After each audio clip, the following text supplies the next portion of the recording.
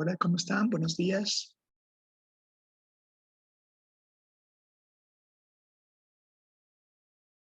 Buenos días, licenciado. ¿Qué tal? ¿Cómo está? Un gusto. ¿Me escuchan bien? Buenos días, licenciado. ¿Cómo están? Por favor, si pueden hacer su registro mediante chat. Excelente, gracias.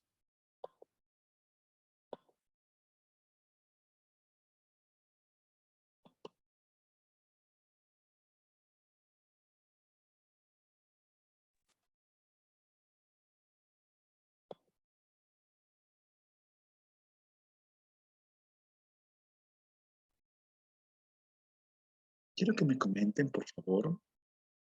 He recibido sus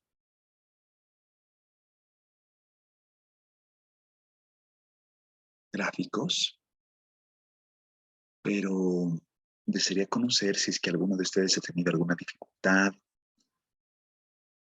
si es que no ha podido manejar el Stata, qué se le está complicando, o todo está bien. Eso quisiera que me relacionen, por favor, de inicio. Lizeth, le escucho, por favor. Adelante. Perdón, licenciado, buen día. ¿Cómo está? Sí, yo la verdad no he podido enviarlo directamente yo al grupo porque tenía algunos problemas de conexión, pero en cuanto al manejo de esta data y viendo el video también, todo estaba bien, no se he podido realizarlo, solo que una compañera lo envió por mí, Sí, estaba sí, en una sí, sí. actividad de la universidad, solo eso quería comentar. No, excelente. Más bien, lo que quiero solicitarles para que tengamos claridad en los envíos, la remisión de cualquier actividad, cualquier trabajo que realicemos, por favor, si pueden hacerlo al grupo WhatsApp que tenemos de la materia. ¿Por qué no por fuera? Porque no es la única asignatura que está a mi cargo.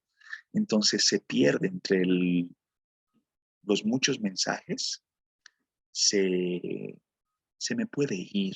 Mil disculpas a veces. No logro registrar todos ellos.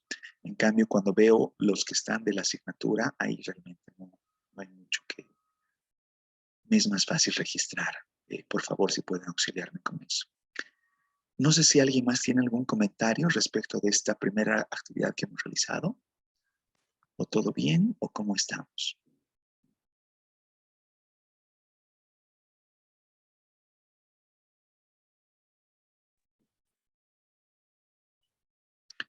Creo que el tema del video ayuda, ¿no? Que puedan tener las bases, luego puedan replicar lo que se solicita y bueno, me van ustedes guiando si es que hay algún aspecto que se requiera reforzar, por favor.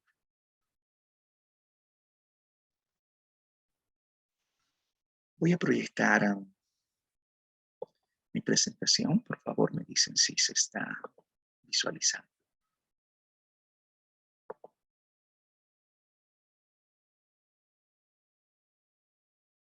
Se logra ver, ¿no? Sí, licenciado, se ve. Excelente, gracias. El día miércoles ya hemos comenzado con este primer avance de ver a partir de la concepción clásica esta mirada del dinero. Entonces estoy continuando ese alcance.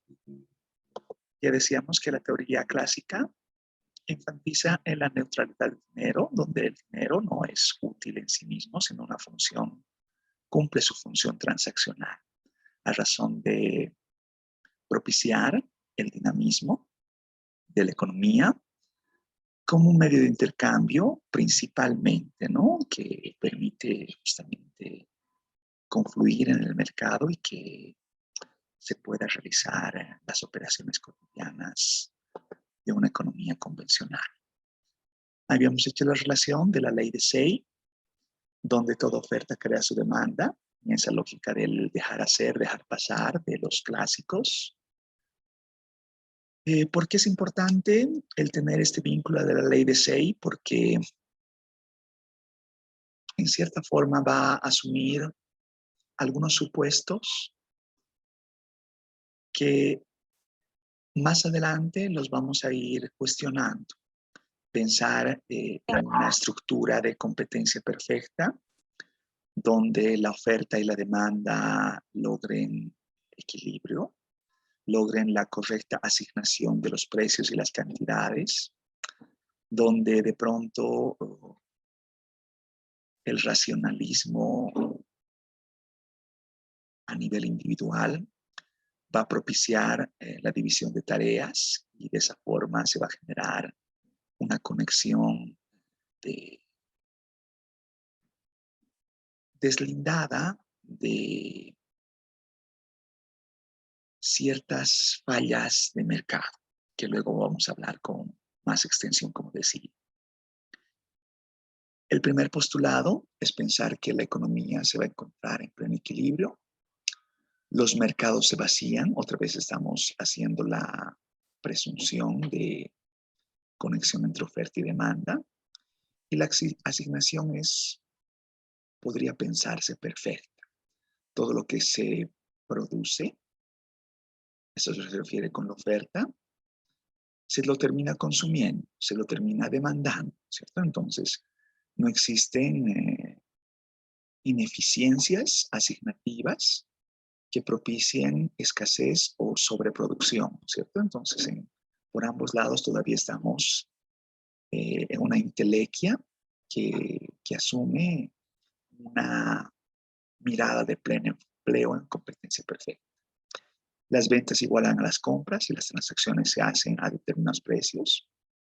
Si se habla de precios, implica la existencia de un determinado stock de dinero. Decíamos que estamos relacionando una economía del medioevo, donde el patrón oro es el medio imperante. La moneda metálica y posiblemente algún billete con valor de canje son los elementos que están presentes, ¿no es cierto?, en este planteamiento clásico. Uno puede asociar, decíamos, una mirada de David Ricardo, Adam Smith como los clásicos, pero eso viene un poquito más adelante. Estamos hablando de los 1500, ¿no? 1500, 1600, donde más bien estamos en un mundo, por supuesto, este elemento puede ser altamente cuestionado desde una mirada histórica occidentalizada, donde resulta que Europa es el eurocentrismo de la explicación, es lo que prevalece en los libros de texto, pero vinculando la conexión con el descubrimiento de América principalmente. Toda la parte de la dinámica económica de los restantes continentes parecería inexistente en esta explicación. Y la conexión con el nuevo mundo se vincula a través de la explotación de minerales, ¿no es cierto? Estábamos hablando de una Europa convulsionada que requiere un nutriente importante de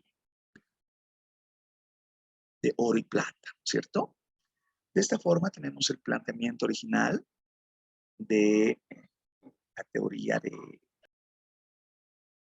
la ecuación básica, de la teoría cuantitativa del dinero, donde uno puede relacionar, ya decían, con ciertos argumentos a una masa monetaria, a una cantidad de dinero existente, principalmente en patrón oro, sostenida con una equivalencia de oro, sobre todo, y también plata, se podría pensar en fracciones menores. Una velocidad de circulación del dinero con la letra B, que vincula cotidianidad en las transacciones, por tanto se asume que no existe una velocidad marcada, sino más bien relativamente discreta, la cual se la puede considerar incluso constante. un nivel de precios que ya asociábamos, el referente, que antes del ingreso de las grandes, ingentes cantidades de oro y plata, resulta que los precios eran prácticamente constantes, se mantenían por inalterables, ¿no? Por mucho tiempo, por largos periodos. Y el número de transacciones que se realizan son las convencionales también, ¿no? Es decir, que no crecen grandemente en el tiempo.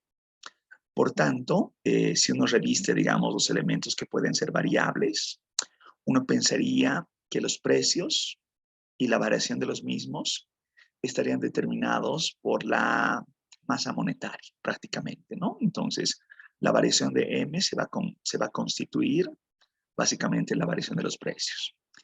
Yo les daba la cuestionante que vamos a analizar con el documento de Fernando Escobar un momentito más. Si es que la teoría cuantitativa del dinero, primero, tendrá vigencia en una explicación teórica en nuestro tiempo, a 2022, para Bolivia a 2022, ese es un elemento. Y el otro aspecto es cómo se la corrobora, si existe evidencia empírica que permita hacer demostrable esta igualdad, esta equivalencia. Aquí vamos a relacionar un planteamiento. Bueno, estoy dejando deliberadamente ese cuadrito rojo porque está conectando con mi identidad anterior. ¿Ya? Entonces vamos a enlazar algunos elementos. Luego vamos a enlazar la obra del señor Irving Fisher, ya más en desarrollo teórico clásico, pero en modernidad, con su libro The Purchasing Power of Money, que es como que el poder de la transaccional del dinero, se podría pensar, ¿no? Tal vez no estoy haciendo una buena traducción, pero es importante esta obra en el sentido de relacionar una hipótesis que el señor Fisher plantea, donde el valor de las cosas vendidas va a ser equivalente al valor de las cosas compradas. Otra vez estamos relacionando pleno empleo, ¿no es cierto? Oferta que conecta con demanda. Esta hipótesis va a ser corroborada, va a buscar ser contrastada, pero ya no desde un planteamiento meramente teórico, sino a través de datos, de evidencia empírica.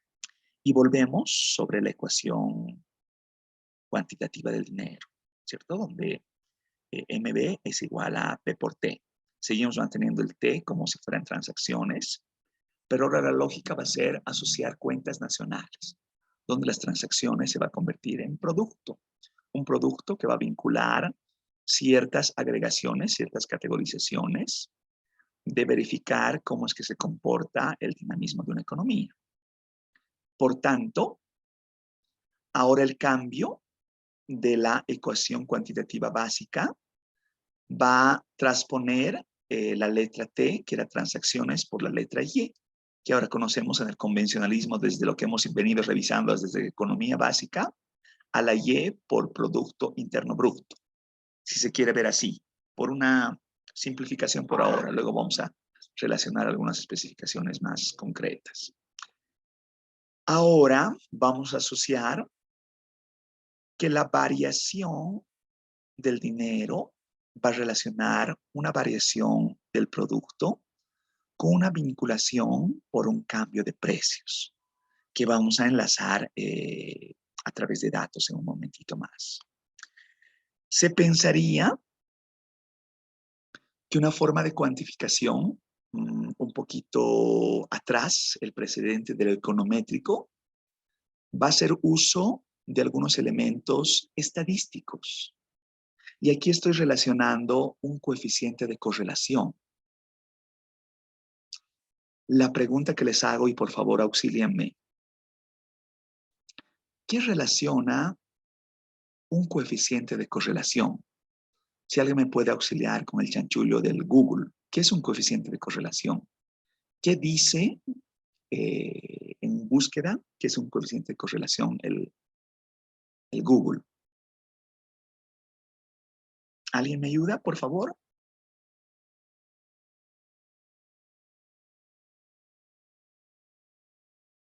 El licenciado nos dice que en estadística el coeficiente de correlación de Pearson es una medida de dependencia lineal entre dos variables aleatorias cuantitativas. Excelente. Nos explica. Ya.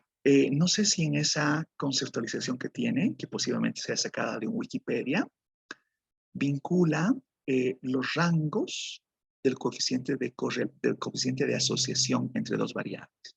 ¿De cuánto a cuánto va un coeficiente de correlación de Pearson? Pensemos en este caso. El licenciado, Sí, si no me equivoco, va de -1 a 1. excelente. Si alguien me puede auxiliar vinculando, ¿qué significaría un coeficiente de correlación de -1? Que no hay correlación LIC. No. Los Correlación negativa. negativos, eso. Los negativos estamos relacionando una relación inversa entre dos variables. Y los positivos estaríamos relacionando una relación directa, si quieren verlo así. Y un coeficiente de correlación de 0, y ahora vayamos con la respuesta. Ahí sí es que no hay correlación. Ya, por favor, este punto para sus notas, ¿ya? Decíamos el concepto, el coeficiente de correlación, en este caso un coeficiente de correlación de Pearson, vincula asociación lineal entre dos variables. Un coeficiente de correlación igual a 0, lo que dice no es que no exista relación entre estas dos variables.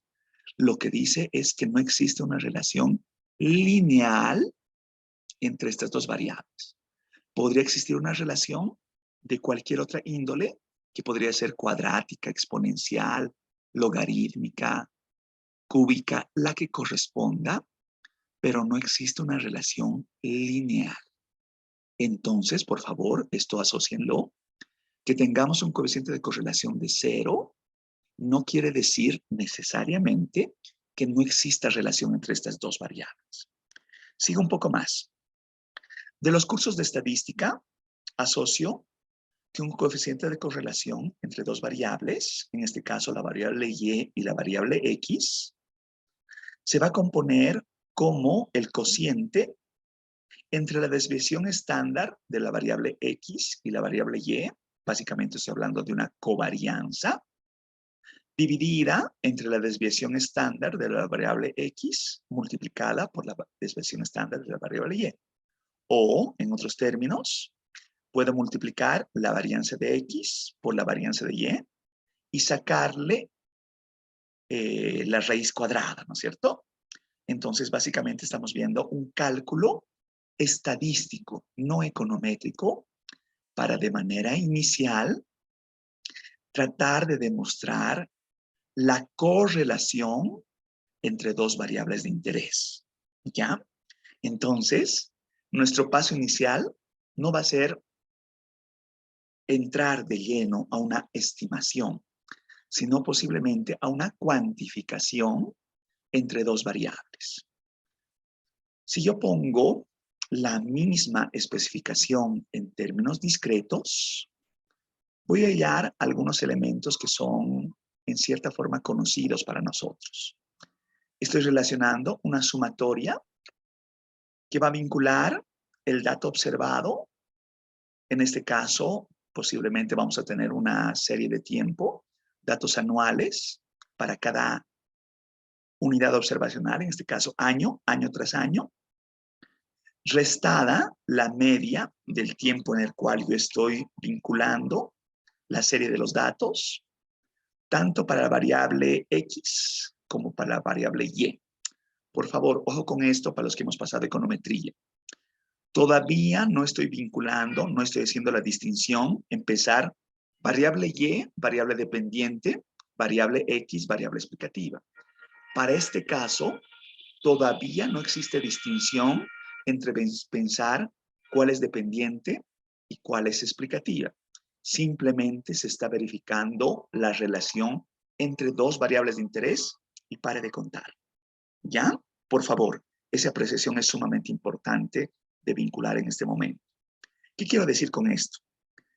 Si en cierta forma estoy vinculando la relación entre dos variables, por ahora todavía no estoy enlazando una especificación en sentido de causalidad, sino estoy verificando una especificación en vinculación de correlación, correlacional.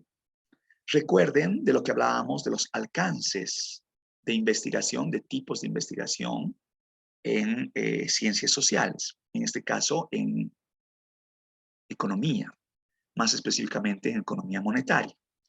Uno puede ir desde un elemento exploratorio, ¿qué variables tiene consigo esta explicación teórica? Posiblemente una descripción, cómo se comportan estas variables. Y luego, todo ello de manera univariante, de manera bivariante, cómo se vinculan estas variables. Correlación. Para luego pasar a un alcance explicativo, donde voy a ver si esta genera esta otra. Causalidad, causa-efecto.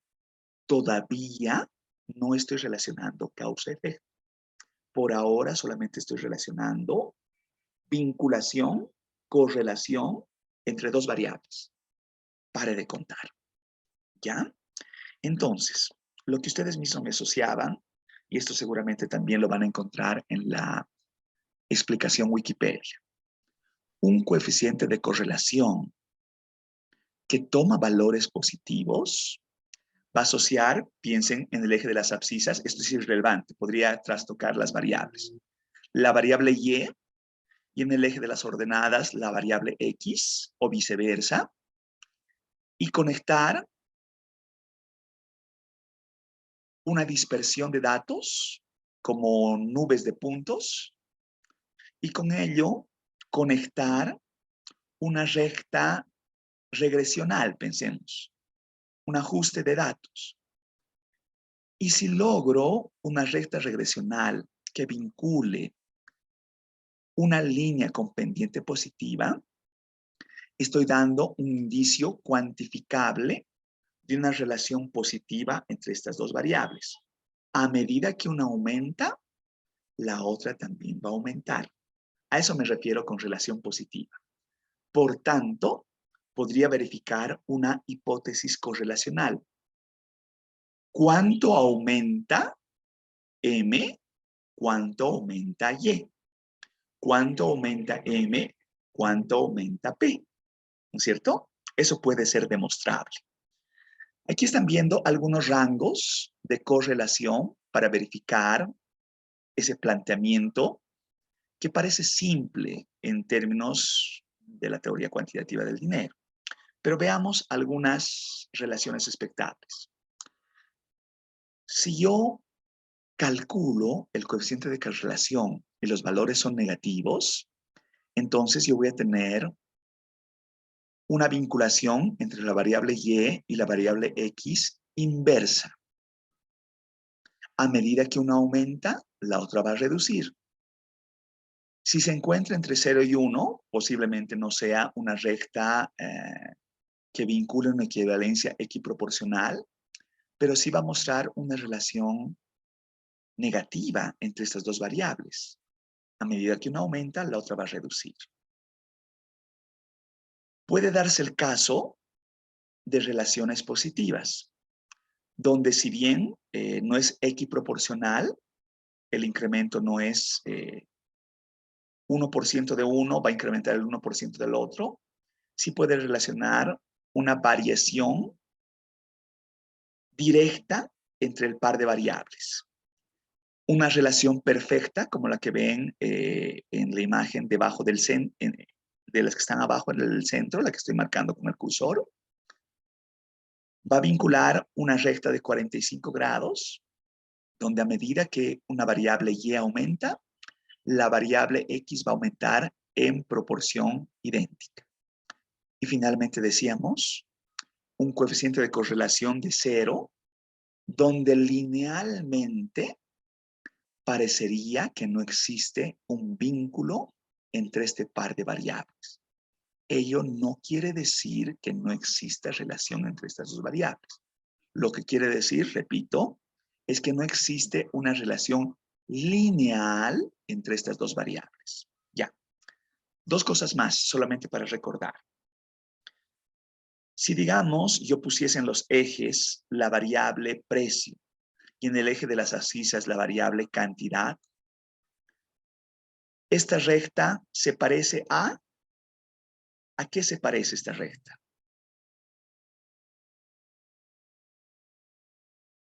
¿Demanda? ¿Demanda? ¿Les hace recuerdo a los cursos de economía básica? Esta sería una, bueno, recta de demanda, no diré una curva de demanda, una recta de demanda. ¿Sí, no es cierto? ¿Y qué es lo Sí, que pasa licenciado. en este otro caso? Si pongo igual precio y pongo cantidad, ¿a qué se parece esto?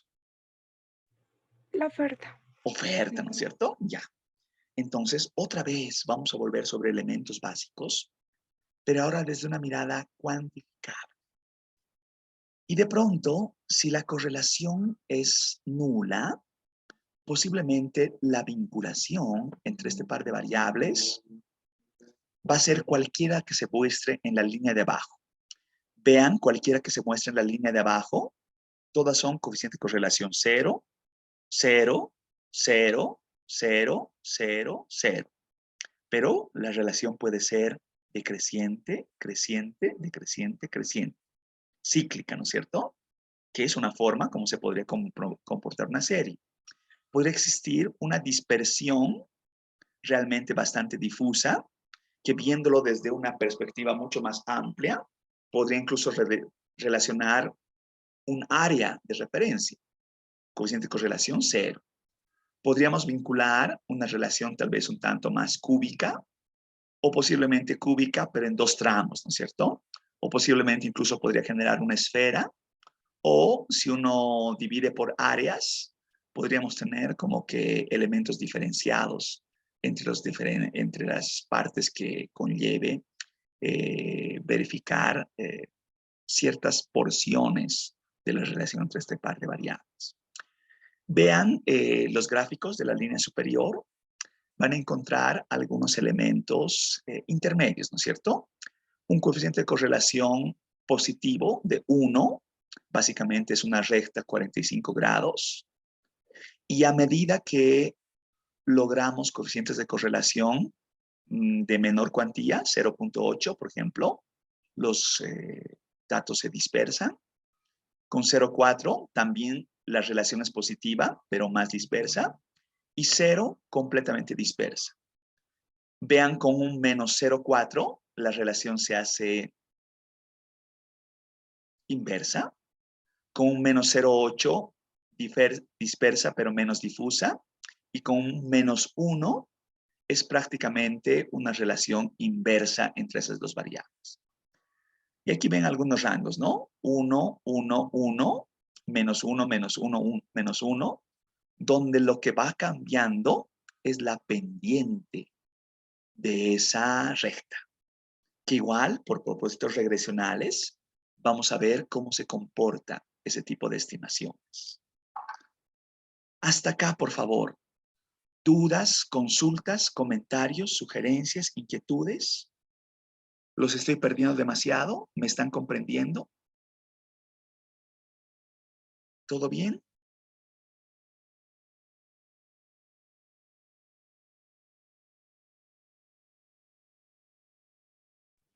Se comprende, licenciado. Sí, Sí, excelente, se comprende. excelente, gracias. Ya. Volviendo a la teoría clásica, desde una mirada más David Ricardo. Ya decíamos que en la teoría clásica, como que la explicación del dinero se concentra en una comprensión de la variación de precios, la inflación específicamente, a través de conectar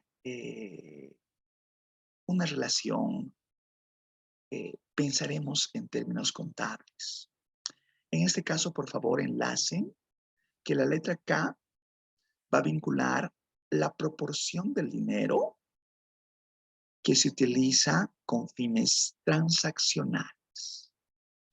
No va a importar para esta primera identidad las otras funciones del dinero. No va a importar que sea una reserva de valor. No va a importar de inicio que se exprese como un numerario. Implícitamente estas funciones van a estar presentes, pero en ese caso, para la explicación de la variación de los precios, va a interesar la proporción del dinero que se utilice con fines transaccionales. Una explicación sumamente simple que es lo que va a propiciar es verificar cómo es que varía la producción ante la variación de la masa monetaria. La crítica, por supuesto, es pensar que la teoría cuantitativa del dinero realmente está expresando una relación contable intuitivamente lógica, muy simple, que verdaderamente no en el trasfondo no está brindando los argumentos suficientes para poder comprender la variabilidad de los precios. Es muy simple para explicar los cambios y, por supuesto, se debería esgrimir otros argumentos que permitan comprender de mejor forma el cambio de precios y el cambio de la producción en una economía.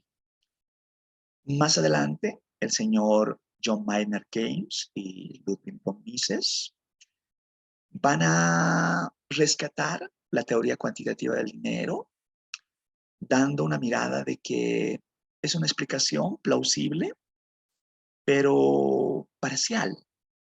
Los precios van a tener otro tipo de connotaciones y su comprensión va a requerir de la conexión de otro tipo de variables para saber cómo estas cambian en el tiempo. El señor Paul Krugman, premio Nobel, relaciona respecto de la teoría cuantitativa del dinero que van a existir situaciones donde en evidencia empírica, en la realidad, la teoría cuantitativa del dinero no funciona, no es una explicación plausible. Y la principal mirada tiene que ver con la trampa de liquidez. Cuando los intereses son muy bajos o prácticamente nulos, la gente da preferencia a tener dinero, a tener liquidez, prácticamente liquidez pura, liquidez absoluta.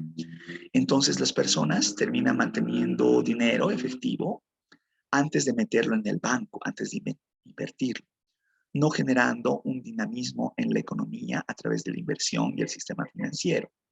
Esto lo voy a dejar todavía pendiente porque vamos a analizar la mirada keynesiana un poquito más adelante.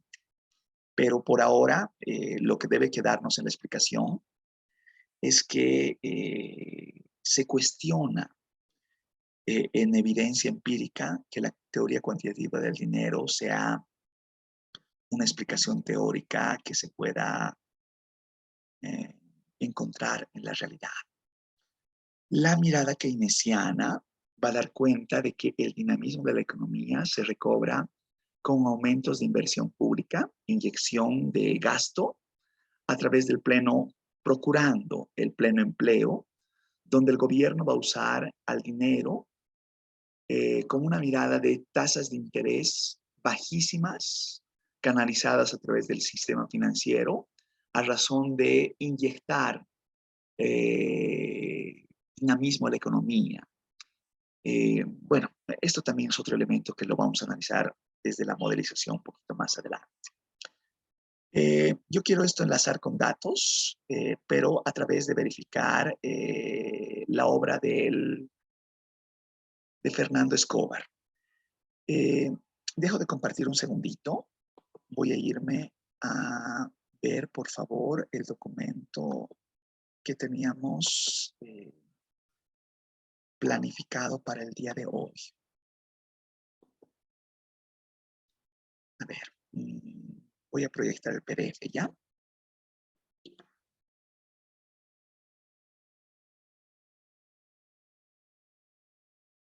Por favor, me dicen si se está viendo.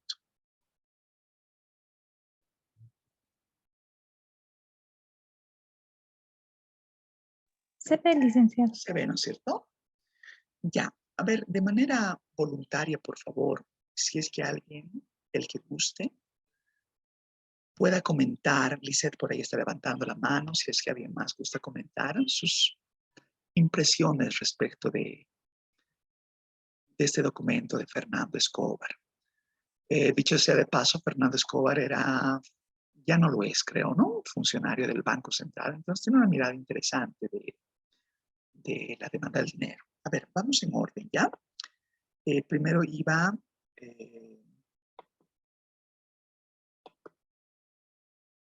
Lisette y luego hablamos con Héctor.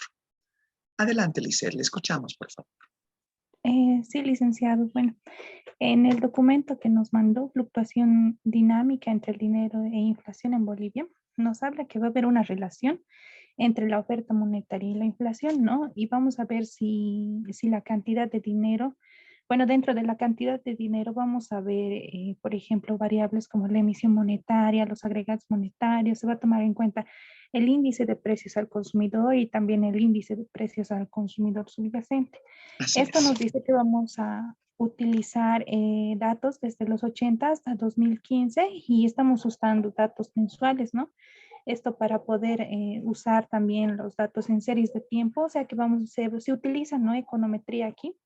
Sí. Y nos explica qué ha pasado. O sea, nos muestra, por ejemplo, un gráfico como tiene 5 cortes en el Sí. cual nos dice, por ejemplo, qué ha pasado desde los 80 hasta los Sí. 90, que ha tenido cambios muy fuertes, o desde los 90 hasta el 2005, Sí. que han tenido, no ha sido tan fuerte los cambios, sino así más débil, y del 2006 al 2013 dice que ha ido de débil a fuerte.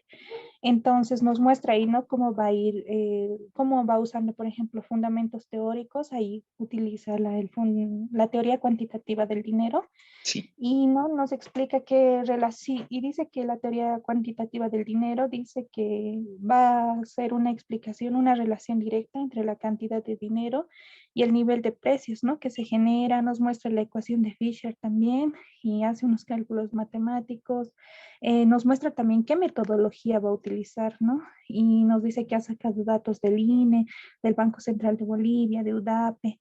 Correcto. Y al final, en sus conclusiones, por ejemplo, dice que llega a los resultados de que la inflación y el dinero están como que tienen una relación, ¿no? Porque la inflación dice que sigue a la cantidad de dinero. Y ahí nos explica que, por ejemplo, la inflación es contemporánea al agregado monetario M1 y luego sigue el agregado monetario M2, ¿no? Eso, licenciado, por rescatar de la lectura. Muchas gracias, Lisette, le agradezco. Aquí hay otras cositas más que las vamos a entender después con el tema de las funciones impulso-respuesta, pero por ahora no debe preocuparnos estos elementos. Luego los vamos a ver con más precisión. Héctor, ¿gusta acotar algo más? ¿Cómo está, doctor? Buen ¿Cómo día. está? Buen día. Sí, creo que Lisette ha hecho una buena mención del basamento teórico del artículo o paper al mencionar criterios relativos a la teoría cuantitativa del dinero, justamente lo que estamos avanzando en clases, ¿no? Sí. Criterios, por ejemplo, tratamos la ecuación de Fisher y demás cuestiones. Pero en términos generales, el artículo refiere el intento de evaluar la relación dinámica entre las fluctuaciones cíclicas, ese ya es un concepto bien largo, entre dos variables, la oferta monetaria y la inflación. Repetimos, oferta monetaria e inflación. La inflación va a ser considerada a través del IPC, el índice de precios al consumidor, y el índice de precios al consumidor subyacente o núcleo, IPCS. De esa manera tratamos la inflación. Y la oferta monetaria es considerada según las siguientes variables: el agregado monetario M1, que ya lo conocemos, el agregado monetario M2, M3 y M4. Sí, Asimismo, también tomamos en cuenta la base monetaria. Es importante diferenciar entre M1 y base monetaria. Creo que existe literatura al respecto. Y sí, asimismo también considera la emisión de dinero. Entonces, es más amplia, ¿no? La carga de variables respecto así del es, dinero. así es. Y pues bien, para poder relacionar ambas variables en términos generales, tomo información del Instituto Nacional de Estadística, del Banco Central de Bolivia, también de UDAPE. Sí, Y hace alusión a algunos criterios técnicos, supongo econométricos, importantes, como la desestacionalización de las series. En primer sí, lugar, eso. Eh, Francamente, no lo he comprendido a cabalidad. Sé que existe terminología matemática muy profunda por detrás y bueno, me gustaría aprenderla. No. Y por otro lado, también las transformaciones logarítmicas para calcular el componente cíclico de cada serie. Asumo que toma en cuenta esos elementos para poder analizar la base de datos que construyó o que sí, recolectó y poder estimar cálculos precisos, ¿no? Para que no haya sesgos de sí, alguna manera o de algún tipo en cuanto al análisis de toda la información que está recolectando, porque al observar los agregados monetarios, por ejemplo, M1, M2, M3, sí, M4, observamos un crecimiento, ¿cómo decirlo? Una tasa de crecimiento creciente, ¿no? Valga la redundancia, y no nos dice mucho, ¿no? Pero si tomamos en cuenta estos criterios matemáticos, asumo que sí va a existir diferencias significativas. sí, Y bueno, ya, por otro lado, también en el apartado metodológico refiere la correlación significativa entre variables. sí, Y después, lo que mencionó Lisette, el tomar en cuenta submuestras de 5 años para observar diferenciaciones entre un periodo y otro, ¿no? Y sí, bueno, plantea una serie de criterios respecto a dinero e inflación, por ejemplo, si uno antecede o no a otro. Entonces ahí pone correcto. el, la abreviatura A, o si bien si una variable sigue a otra, sigue, plantea la abreviatura S, o si una es contemporánea a otra, ahí plantea la abreviatura C. Así es. Asimismo, plantea, en cuanto al grado de integración, nos lo explica en el apartado metodológico, débil con D, moderado con M, fuerte con F. También en cuanto a tendencia de integración, decreciente con D y creciente con C. Esos resultados, ya para luego las conclusiones, pueden observarse en la página 21 Ujú, del documento sí, y resume todas esas correlaciones en una tabla, en 2 tablas, y ahí ya podemos analizar, ¿no? Es interesante cómo ya podemos argumentar que si bien la inflación precede al dinero o el dinero precede a la inflación, ¿no? En cuanto ya a sus especificaciones de variables. Y finalmente, las conclusiones que asevera el autor son, por ejemplo, menciona que el ciclo de la oferta monetaria es contemporáneo con el ciclo inflacionario, menciona eso, ujú, tomando en cuenta la variable M1, el agregado monetario M1 y la emisión monetaria. Eso es importante. Por otro lado, menciona que el ciclo del agregado monetario M2 antecede al ciclo inflacionario. Por otro lado, también menciona que en periodos recientes, 2005-2013, el ciclo M2 sigue a la inflación para 2 meses y 3 meses. Y podemos observar que a lo largo, desde el periodo de los 80, luego el periodo de los 90 y de manera consecutiva el primer quinquenio del siglo XXI y luego el periodo 2006-2013, hubo un cambio. Al principio la inflación precedía al dinero, o sea, primero estaba la inflación, luego el dinero. De manera consecuente, eh, la inflación sigue al dinero. O sea, primero tenemos en cuenta las variables de dinero y luego la inflación. Y para el periodo 2006-2013 existía una relación débil, ¿no? De manera general puedo mencionar esos criterios, pero la tabla los resume de manera muy específica. Bueno, eso sería, doctor. muchas Gracias. gracias, Héctor. Es una gran síntesis la que han brindado. A ver, voy a dar, hay más participaciones, simplemente quiero aclarar un par de puntitos. Tenemos a Diana, tenemos luego a William y los voy a escuchar. Respecto a lo que ha dicho Héctor, a ver, varias cosas. Primero, puede, y por favor quisiera que no les preocupe por ahora, puede que hay muchos elementos en esta lectura que quedan como que, ¿y qué está queriendo hacer con esto? Todavía esto no lo he visto en econometría o recién lo voy a ver. Por favor, todos esos elementos que no preocupen por ahora. Lo que quiero decirles, y esto quiero que sirva de motivación, todo lo que hace este documento de Luis Fernando Escobar, todo, y digo realmente con la amplitud de lo que quiero decir, todo lo vamos a poder replicar nosotros. Entonces, ustedes van a estar en capacidad de comprender, luego vamos a volver a leer este documento, pero desde una mirada técnica. Entonces, cuadros como el que refiere Héctor, este cuadro 21 que sintetiza algunos resultados con letritas, ¿no es cierto? Pero trae un trasfondo, ¿no es cierto?, de analizar series de tiempo a través de cierta modelización econométrica. Luego de que tengamos alguna herramienta más, ustedes van a poder replicar los datos y al momento de replicar los datos, comprenderlos. Héctor decía, no he comprendido muy bien el tema de qué refiere desestacionalizar. Ya, está bien. Por ahora, no importa que no se comprenda, pero explico intuitivamente. Una serie de tiempo puede tener una tendencia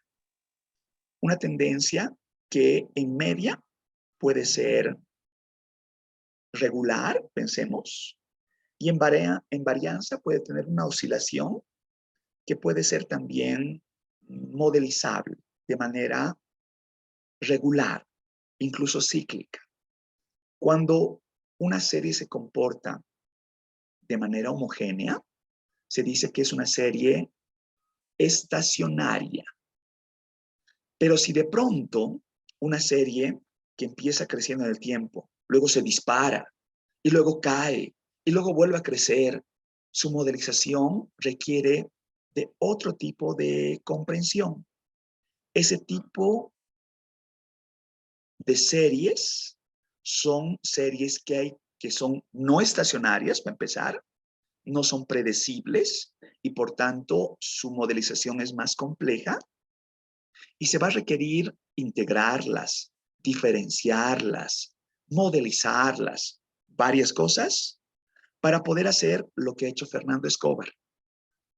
Y eventualmente el forecast, la predicción, se la va a realizar en vectores y estos vectores van a buscar su unicidad a razón de poder generar esas funciones y impulsos de respuesta.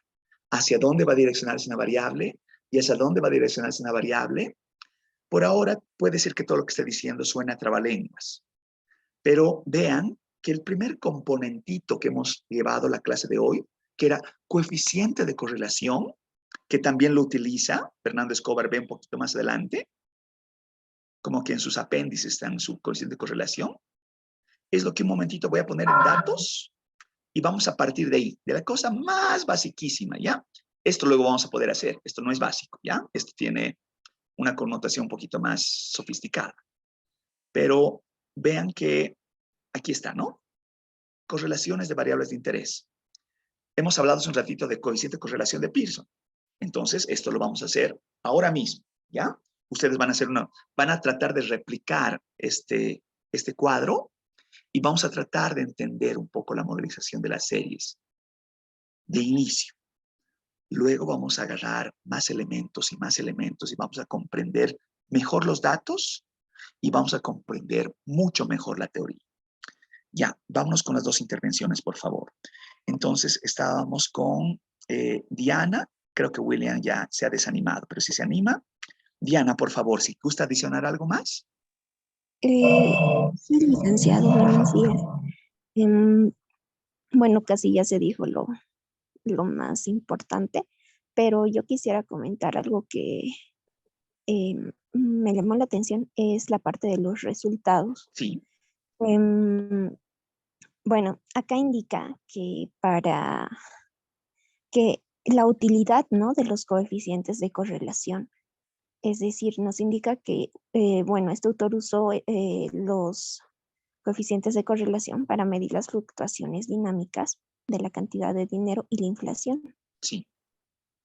En este punto, también ya mencionaron mis compañeros la parte de las iniciales, ¿verdad?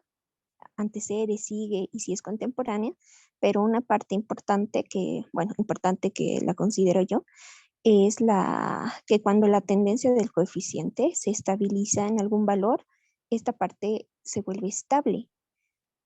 Y si se vuelve en una combinación tipo E y D, existe la correlación de que esta correlación se mantiene estable, pero después termina decreciendo.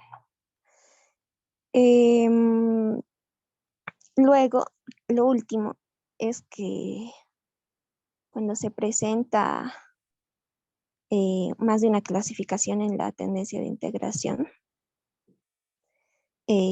acá nos indica, ¿no?, que los coeficientes de correlación luego decrecen y vuelven a crecer. Este tipo ya se vuelve inconsistente. Esos 3 puntos me llamaron la atención, licenciado, y considero que son importantes de recordar. Está muy Gracias. bien, Diana. Los vamos a volver a retomar porque sí, son resultados importantes. A ver, voy a proyectar, por favor, solamente recordando algunos elementos que los vamos a analizar más a detalle. ¿Ya? En este documento que relaciona a Fernando Escobar, por supuesto, desde el título, ¿no? Fluctuaciones dinámicas. Cuando uno dice dinámica, es que va a analizar series de tiempo largas, donde lo dinámico comprende de que la explicación de una variable en el presente va a tener argumentos para comprender su tendencia en su comportamiento pasado. A eso se refiere con dinámica. Sus rezagos va a ser una explicación importante para comprender cómo se comporta esa variable. Y aquí hay 2 variables de interés. Dinero, que hemos hablado de los M's, vamos a ver qué M se utiliza, e inflación. Inflación relacionando variación de precios. Pero hay una conceptualización bien interesante. Inflación, medida a través del índice de precios y, por supuesto, en tasas de crecimiento, una variación del índice de precios al consumidor. Vamos a hablar con más prontitud qué es el índice de precios al consumidor, poquito más adelante. Pero también habla de la inflación núcleo. Pregunta, ¿qué es la inflación núcleo? ¿Qué han detectado de la lectura que era la inflación núcleo?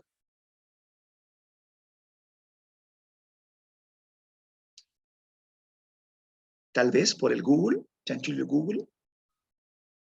¿Qué es la inflación núcleo? Licenciado, buen día. La inflación núcleo podríamos decir que es la inflación subyacente, o si no me equivoco, es sinónimo. Está muy bien, sí. La ¿Qué mide? inflación, ¿A qué productos mide? si no me equivoco, no considera los productos alimenticios porque estos fluctúan sus precios. Es, por ejemplo, no toma en cuenta más o menos las variaciones de los precios de los alimentos que se cosecha, digamos, como la papa. Como por ejemplo, digamos, hay un tiempo donde, digamos, que se va a producir una mala cosecha y Sí, entonces estos precios van a fluctuar, van a variar demasiado, que va a, a persuadir el IPC, ¿no? sí. Entonces es por eso que se toma otro tipo de consideración a estos tipos de alimentos. Esa es la inflación subyacente más o menos, ¿no? Trata de que esos precios que tanto fluctúan no afecten al IPC Ya, o algo ya. así, de acuerdo. Está bien, Dieter, está muy bien y agradezco el apunte. Si estamos relacionando lo que no considera, entonces la inflación núcleo, ¿qué considera? ¿Qué va a tomar en cuenta?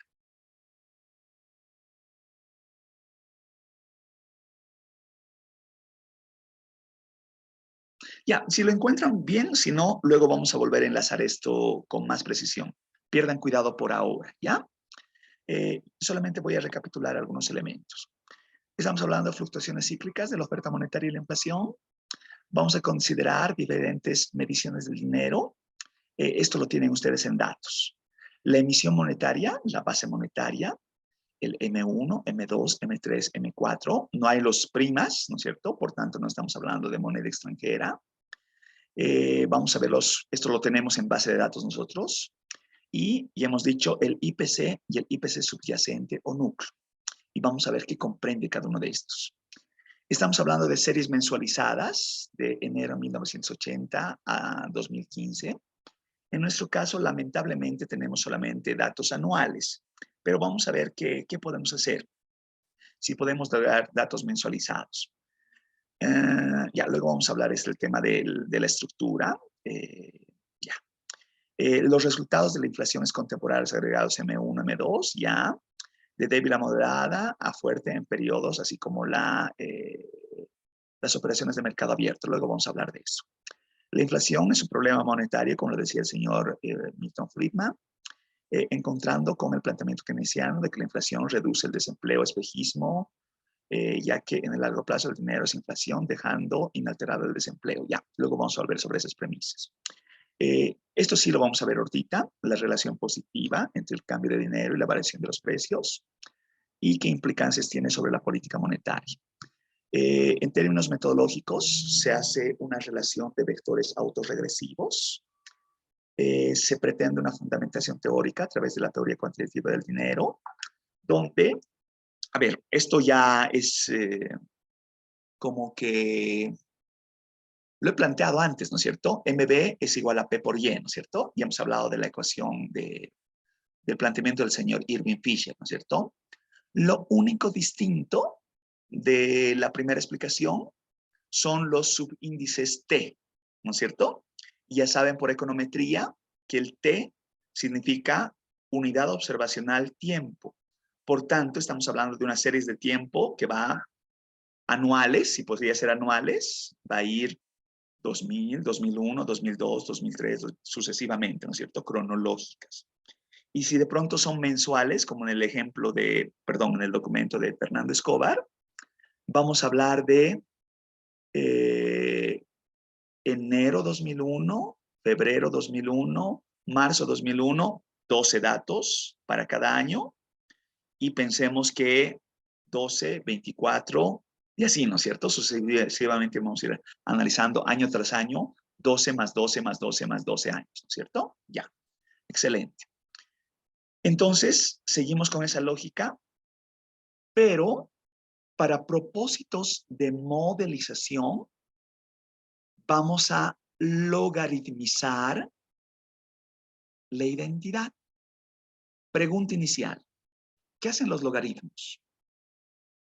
¿Por qué logaritmizo una variable, cualquier variable? ¿Qué hace un logaritmo?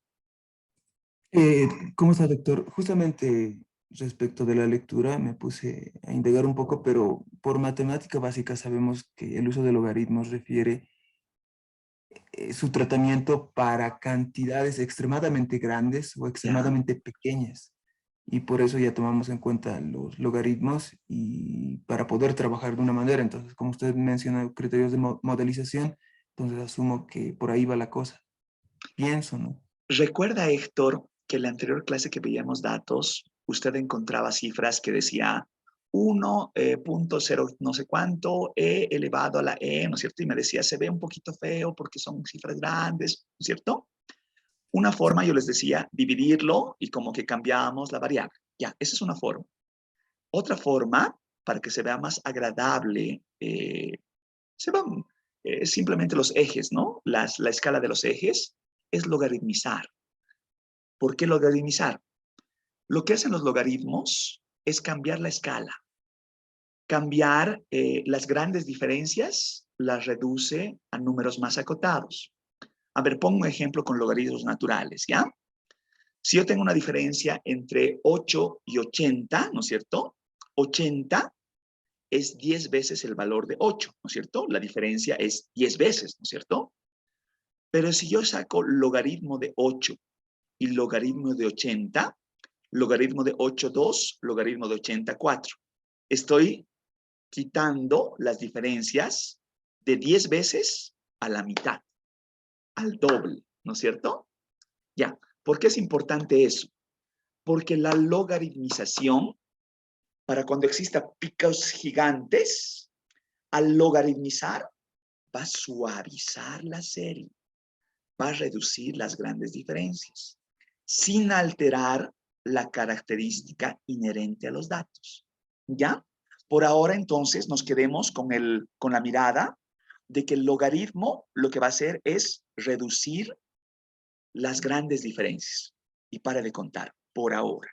¿Ya? Entonces, si yo aplico logaritmos, aritméticamente voy a poder convertir la multiplicación en una adición. Entonces, yo puedo hacer propiedad distributiva y decir logaritmo de m más logaritmo de b, y es la multiplicación de arriba, es la misma identidad, logaritmo de p más logaritmo de y. ¿A qué estoy yendo con esto? Estoy cambiando la especificación de la teoría cuantitativa, del planteamiento de la ecuación de la teoría cuantitativa del dinero. Y resulta que voy a cambiar la notación.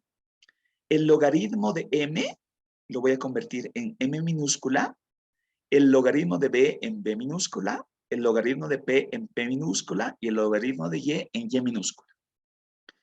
Simplemente voy a decir acá, voy a considerar b como si fuera una constante, y una constante no va a entrar en la especificación, y voy a dar la identidad m es igual a p por y. Y luego voy a verificar otra identidad donde despeje P para ver la variabilidad de los precios igual a M menos Y más B. Y con eso voy a tratar de contrastar este tipo de series. ¿Ya? Entonces, por favor, quédense con la última especificación de P es igual a M menos Y más B. ¿Por qué? Para los que hemos visto econometría en el invierno, va a ser muy fácil lograr una representación de decir variable dependiente, variables explicativas, más un término de error.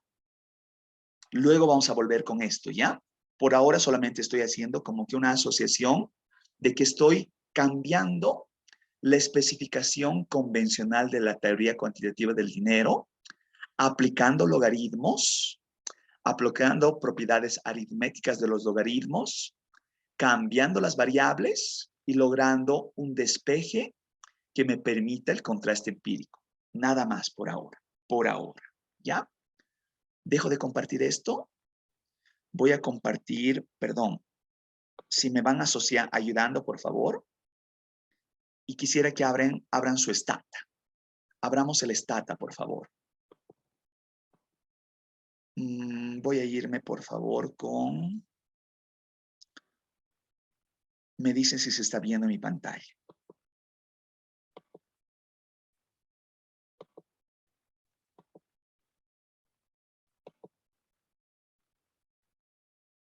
¿Ya se logra ver? Todavía. Ya se logra ver. Se ve, ¿no es cierto? Ahora sí se ve. Excelente. Entonces, como siempre, me abro un do file de 0. ¿Ya? Esto ya saben ustedes, ¿no es cierto? Estamos con nuestra base de agregados monetarios. Nuestros agregados monetarios en este caso son anuales, ¿no es cierto? Entonces, para replicar lo que está haciendo Fernando Escobar, sería ideal contar con datos mensuales. Por favor, si pueden hacer el esfuerzo de lograr una base de datos mensuales, nos va a venir bien a mano. Si pueden lograr datos mensuales, esto nos sirve mucho más, ¿ya? Pero veamos algunos elementos por ahora, ¿no? Entonces yo digo, perdón, pondré hoy es lunes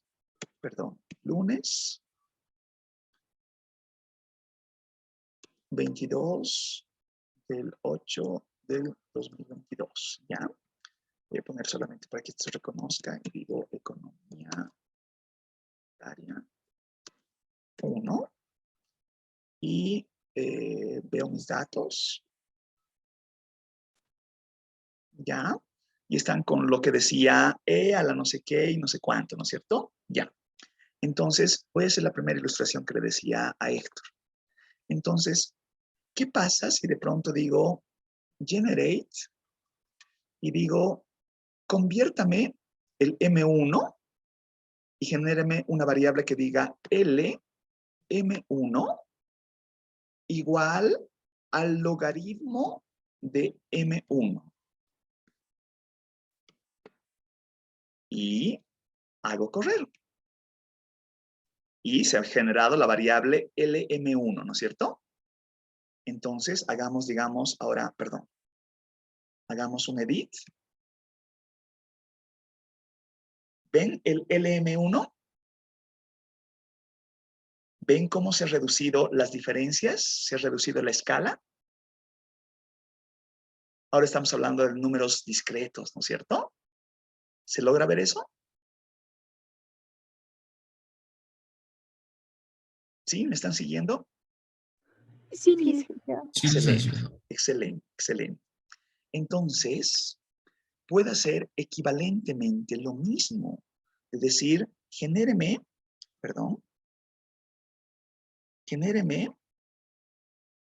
LM2, que va a ser el logaritmo de M2, y genéreme LM3, que va a ser el logaritmo de M3, y genéreme LM4, que va a ser el logaritmo de M4.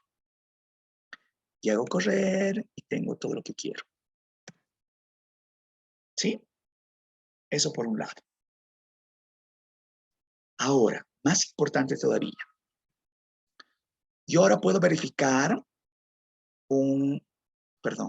esto es set y verifico t,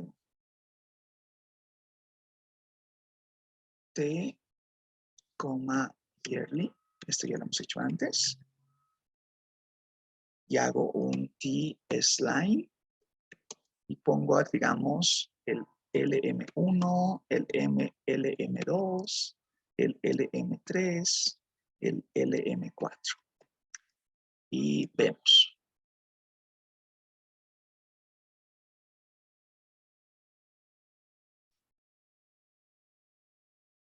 ¿Ven la escala ahora?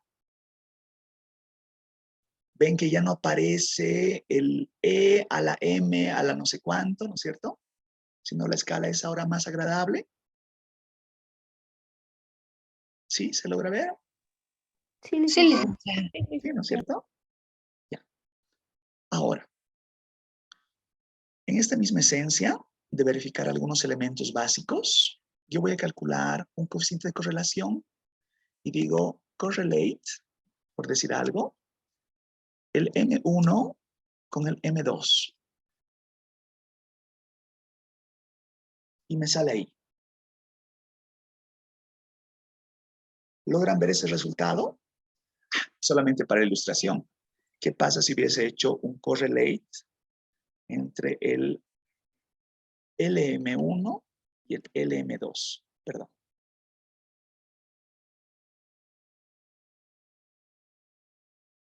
¿Se logra ver?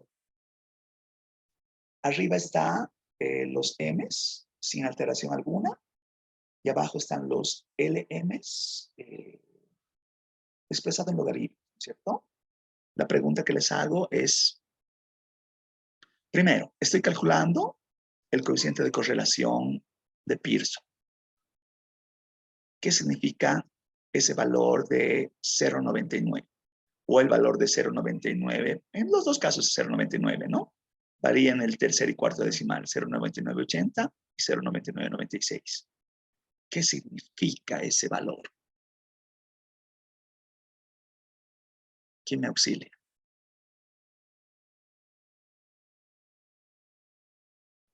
Una correlación directa alta o casi absoluta o total.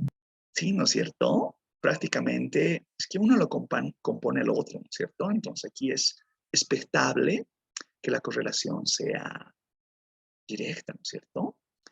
¿Y qué pasa si de pronto yo pongo todos los M's? Y pongo, perdón, lo voy a hacer aquí más abajito, ¿ya? M1, M2, M3 y M4, ¿ya? Ahí está, ¿cierto? ¿Y qué es lo que se puede apreciar? La correlación en todos los casos es alta, pero como que tiene cierta distinción en valores, sobre todo en los decimales terceros, ¿no es cierto? Ya, pero ¿qué quiero hacer con esto? Y vuelvo sobre el documento de Fernando Escobar. A ver, ¿dónde está el documento de Fernando Escobar? Ya. En la página 39, por favor. Si ven ese gráfico, entonces como que están relacionando ahí algo similar a lo que acabo de hacer. Algo muy similar a lo que acabo de hacer. ¿Dónde está buscando la correlación? M1, M2, M3. Pero aquí me faltan datos. Me falta la inflación subyacente. Me falta la base monetaria.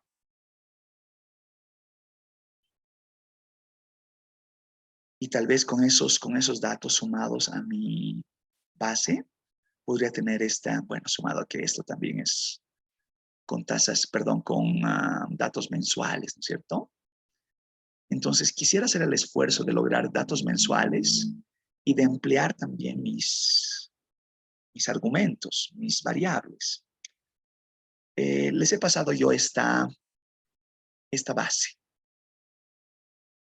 Y en esta base tenemos algunas cosas más.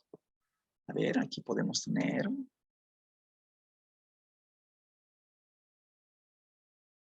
la inflación, ¿no es cierto? Que es anual. Entonces podría sumar ahí la inflación como otro argumento.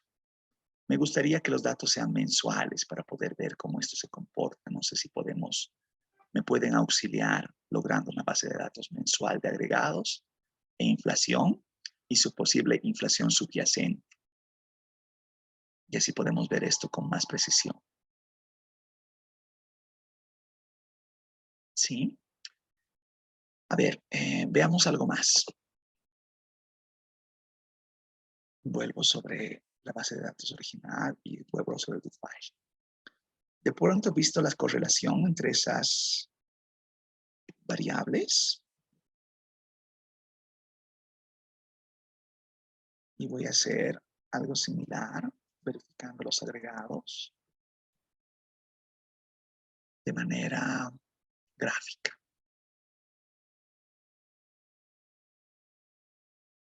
¿Se puede ver lo que hemos visto en clases?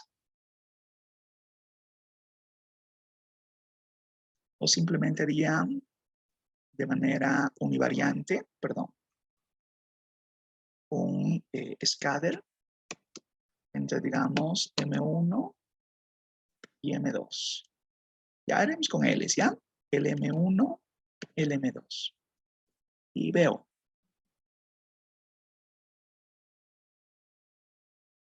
¿Sí se ve eso? Sí, Liz. Sí, ¿no es cierto?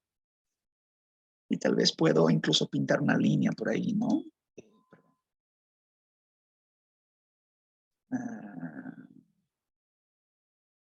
Ay, se me ha ido el comando de la línea.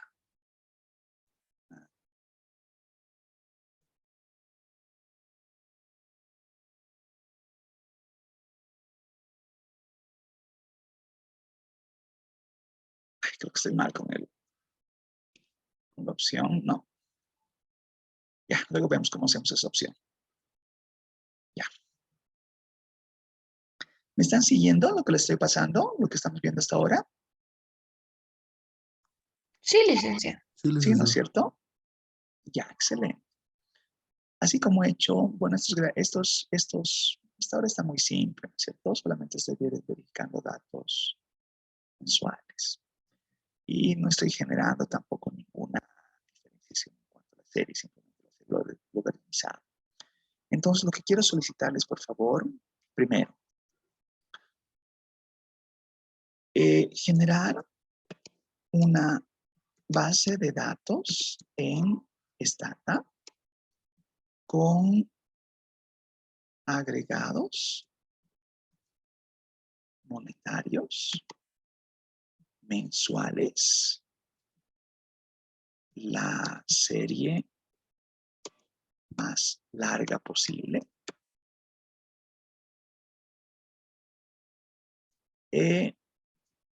Inflación, si posible que sea basada en el IPC y una inflación subyacente.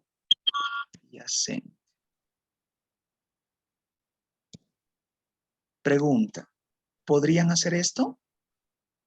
¿Podrían lograr esto que estoy solicitando? Lo voy a poner ampliado ahí.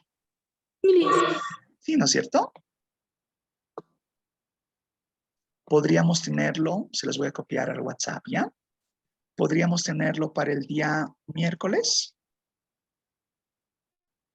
Para trabajar con esto para el miércoles.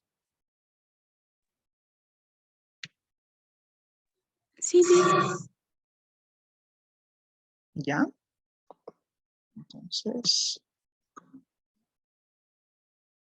monetaria. ¿Ya? Les estoy pasando lo que hemos hecho, acabamos de hacer ahorita, ¿ya? Para que ustedes lo repliquen, por favor.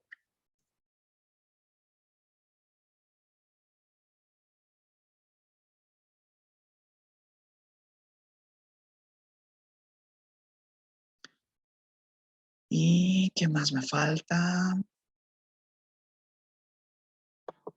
Ah, ya sé que me falta.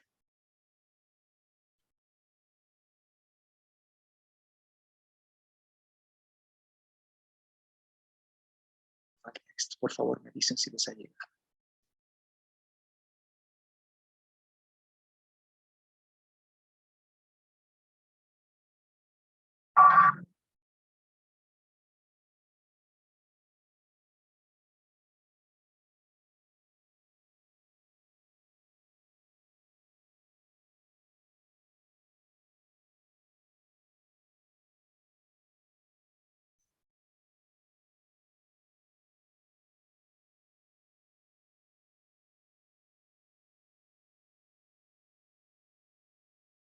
Ya.